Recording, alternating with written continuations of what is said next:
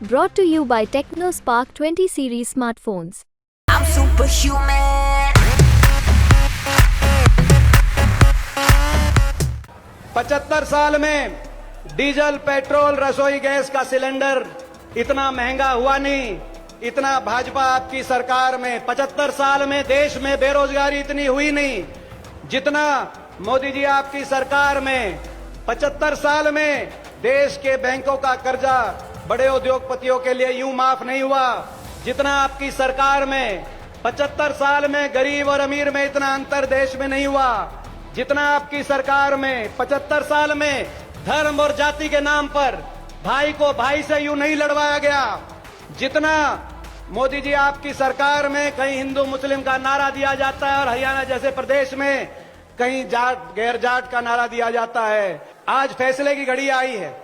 10 साल पहले भारतीय जनता पार्टी ने बहुत बड़े बड़े वायदे किए थे, कहते थे अच्छे दिन दिखाएंगे।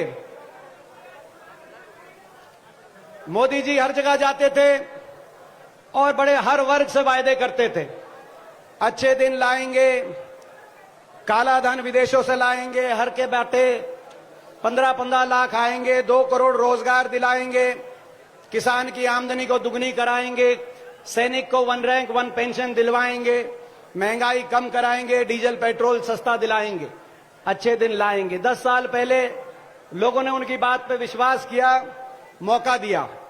एक और बात वो कहते थे, खैर वो बातें तो पूरी कोई हुई नहीं जैसा कि आप जानते हो, लेकिन एक बात उनने जरूर पूरी करी। एक बात ये भी कहते थे, कुछ नया करके दिखाएंगे, 75 साल का मैं कुछ रिकॉर्ड बना के दिखाएंगे। बाकी तो कुछ पूरा हुआ नहीं, लेकिन वहां 75 साल में कुछ नया इन्होंने जरूर करके दिखा दिया।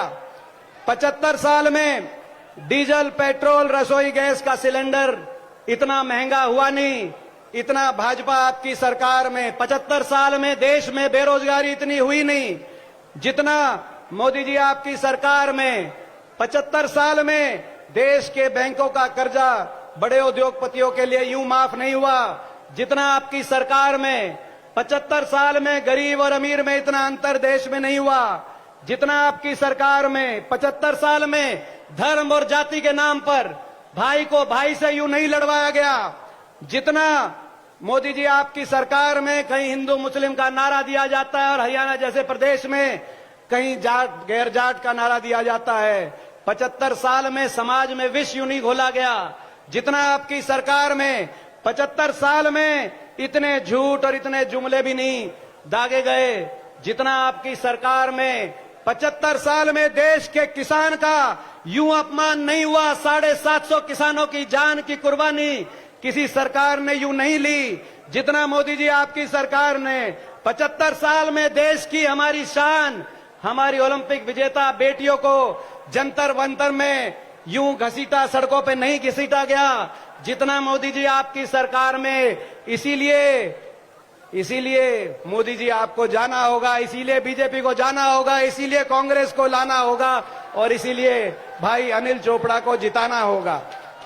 ये आपने देखा 75 साल में यूं देश में लोकतंत्र का गला भी नहीं घोटा गया, जितना इनकी सरकार में 75 साल में संविधान को भी यूं नहीं कुचला जा रहा, जितना इनकी सरकार में। और भ्रष्टाचार के तो नए नए फॉर्मूले आ गए, कहीं ईडी आ गई, कहीं सीबीआई आ गई, कहीं चंदा आ गया।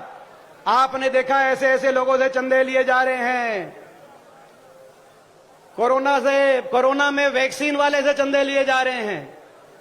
अगर वैक्सीन में कोई कमी नहीं थी तो 450 चंदा क्यों लिया आपने, और अगर वैक्सीन में कोई कमी थी तो भी चंदा क्यों लिया आपने। जो बीफ एक्सपोर्ट की कंपनियां, उनसे चंदा लिया जा रहा है।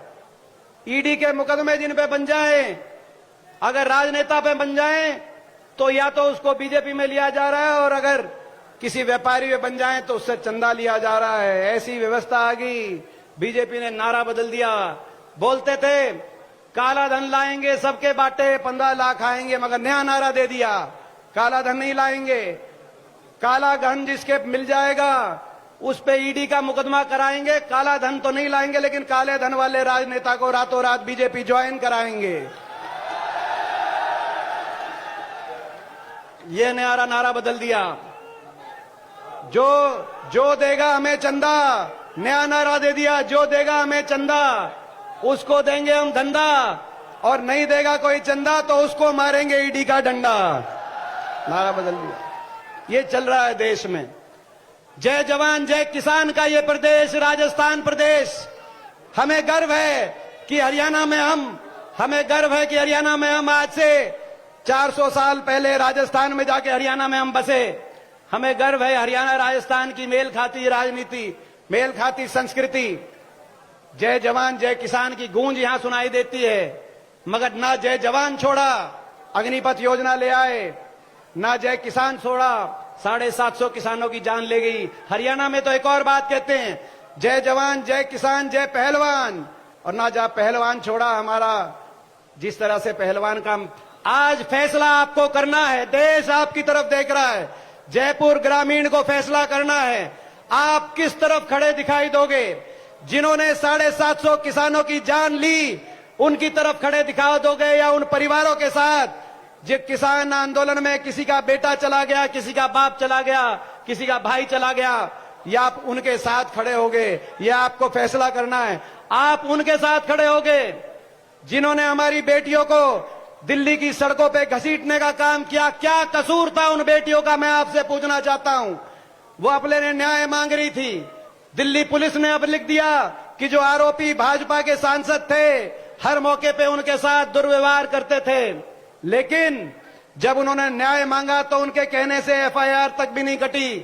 देश का शान उन्होंने बढ़ाया था, ओलंपिक की विजेताएं बेटियां थी, अपने ने न्याय मांग रही थी, और एक ऐसे देश से न्याय मांग रही थी जिस देश में, जहां से मैं हरियाणा में कुरुक्षेत्र में महाभारत का युद्ध, अपनी बहन बेटी की इज्जत के लिए महाभारत जैसे युद्ध हुए, जिस देश में अपनी दुश्मन की बहन बेटी की इज्जत को भी अपनी इज्जत माना जाता है। लेकिन उन बेटियों का क्या कसूर था, उन बेटियों का मैं आपसे सवाल पूछना चाहता हूं कि उनके कहने से एफआईआर भी नहीं दर्ज हुई। और मैं पूछना चाहता हूं, जयपुर ग्रामीण की जब वोट डालने की बारी आएगी तो आप उन बेटियों को घसीटने वालों के साथ खड़े होगे या उन बेटियों के न्याय के साथ खड़े होगे, मैं आपसे पूछना चाहता हूं। ये फैसले आपको करने हैं। और मैं कहना चाहता हूं, 75 साल में एक और काम हुआ है। 75 साल का सरकारी अहंकार का रिकॉर्ड भी इन्होंने बनाया है, तो उस अहंकार को भी, उस घमंड को भी तोड़ोगे कि नहीं तोड़ोगे, मैं हरियाणा से यहां पूछने आया हूं। और ये लड़का, हमारा भाई अनिल चोपड़ा, आज इसके ऊपर जो ये निशाना ले रहे हैं, मीडिया में निकलवा रहे, इसका कसूर यही था कि जब हम आंदोलन कर रहे थे, किसान आंदोलन, तो राजस्थान में अगर कोई नौजवान सबसे पहले आके हमारे साथ कोई खड़ा हुआ तो हमारा भाई अनिल खड़ा हुआ। जब हम अपनी बेटियों के लिए, न्याय के लिए आंदोलन कर रहे थे, तो सबसे पहले कोई नौजवान आके खड़ा हुआ तो हमारा भाई अनिल वहां पे हमारे साथ आके खड़ा हुआ। यही इसका कसूर है। इसने हर वर्ग की लड़ाई लड़ी, हर वर्ग का संघर्ष किया है। और अब ये मौका है, मैं आखिर आपसे पूछना चाहता हूं, मुझे पता है आपकी वोट तो मिलेगी, मगर समय बचा है, आखिरी कुछ दिन का समय बचा है। आप वोट तो देने के मन से आए हो, लेकिन आपकी सपोर्ट ये 2-3 दिन अकेला अनिल, भाजपा के पास बहुत कुछ है, बीजेपी के पास बहुत कुछ है, असीम धन दौलत है, सत्ता बल भी इनके पास है, मीडिया बल भी इनके पास है, सरकारी तंत्र बल भी इनके पास है, और हमारे पास कुछ है। भाई अनिल के पास, मेरे भाई अनिल के पास कुछ है, तो आपका आशीर्वाद है, उस आशीर्वाद में कमी तो नहीं बरतोगे, मैं पूछने आया हूं। ये 2-3 दिन इलेक्शन, वोट नहीं, सपोर्ट। एक बार हाथ खड़े करके बताओ कौन इन 2-3 दिन में इलेक्शन में सपोर्ट। आखिर में मैं रंधावा जी को एक बात बताते हुए अपनी बात समाप्त करूंगा। रंधावा जी, आपकी ड्यूटी पूरी राजस्थान में है। सचिन जी, पूरी राजस्थान में आपकी ड्यूटी है, आप हर जगह जा रहे हैं। मैं आपके लिए खुशखबरी लेके आया हूं, आप बाकी राजस्थान को जरूर आप संभालें रंधावा जी, लेकिन हरियाणा की जो सारी 7 सीट बेल्ट हैं, चुरू झुंझुनू से लेकर और जयपुर ग्रामीण और अलवर तक, ये सारी सीटें आपकी झोली में, कांग्रेस पार्टी की झोली में। ये हमारे पड़ोसी राज्य। धन्यवाद।